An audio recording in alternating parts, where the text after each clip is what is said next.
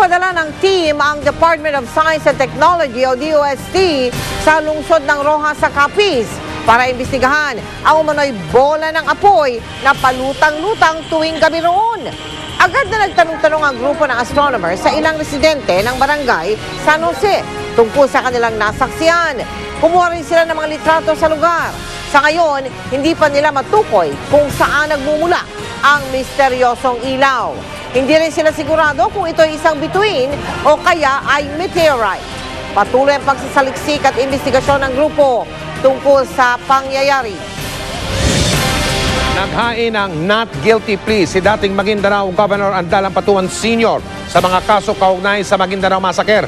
Matapos ang mahigit isa't kalahating taon, kanina lang nabasahan ng sakdal si Patuan Sr. Kabilang siya sa mga sinampahan ng 57 kaso ng pagpatay o murder. At dahil yan sa pagpatay umano sa ilang sibilyan sa Maguindanao, kabilang ang mahigit 30 mamamahayag.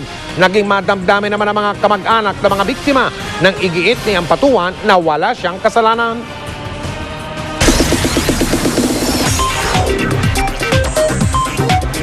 Chika Minute! Kapansin-pansin ang tattoo sa isang karakter sa epic seryeng Amaya. Ano kaya ang kahulugan nito? Alamin yan sa Chika ni Kata Tibayan. Isang art form at paraan na ekspresyon kung ituring ngayon ang pagtattoo sa katawan. Meron nito ang mga celebrities tulad ni pambansang kamao Manny Pacquiao, andyan ang tattoo ng pangalan ng kanyang asawa at mga anak. Si Dennis Trillo naman, agaw pansin ang tattoo sa braso. Kahit na mga celebrities at it girls meron ding tattoo.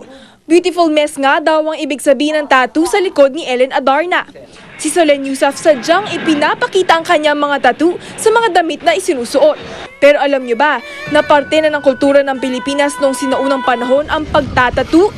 Hindi nga lang ito simpleng palamuti sa katawan, kundi bahagi na ng kanilang paniniwala. Nagsisilbi raw ang tattoo para takpan at hindi makalabas ang kanilang willpower o energy na kung tawagin nila ay dungan. At pag lumabas ang dungan, bakante na yung katawan mo, pwede kang magkasakit. Madalas, tinatatak ang mga elementong araw, buwan at bituin, ang iba naman wavy lines at diamond-shaped signs na sumisimbolo sa dagat at bigas. Patunay na malaki ang pagpapahalaga ng mga tao noon sa kalikasan. At di rin basta-basta ang pagtatatu sa mukha noon. Tanging mga lalaki lang na nakapagdala ng dangal sa bayan ang pwedeng matatahan ng tattoo sa mukha o ang tinatawag na batuk. Sa face nila, na nakalagay yung mga tattoo, may mga ano noon, may mga meanings yan sa kanila kung ano siya, militar ba siya, politiko, kung siya ba ay magaling na mandirigma, maraming napatay. Sa karakter ni Gardo Versosa bilang Raha Mangubat sa Amaya, nangingibabaw ang tattoo sa kanyang mukha. Kaya marami yan ang nagsisimbolo ng mga napatay, yung mga nadaanan namin digmaan. So mas maraming tattoo, mas marami kang napatay. Katatibayan updated sa showbiz happenings. Usap-usapan na maging sa internet ang epic seryeng Amaya. Nag-number 1 pa nga ang Amaya GMA7 sa mga top trending search sa Yahoo Philippines. Kaya naman mas lalong kinasasabikan at inaabangan ang mga kabanata ng Amaya. At isa sa mga inaabangan ay ang transformation ng karakter ni Amaya na magiging pinakamakapangyarihang babae sa kanyang panahon.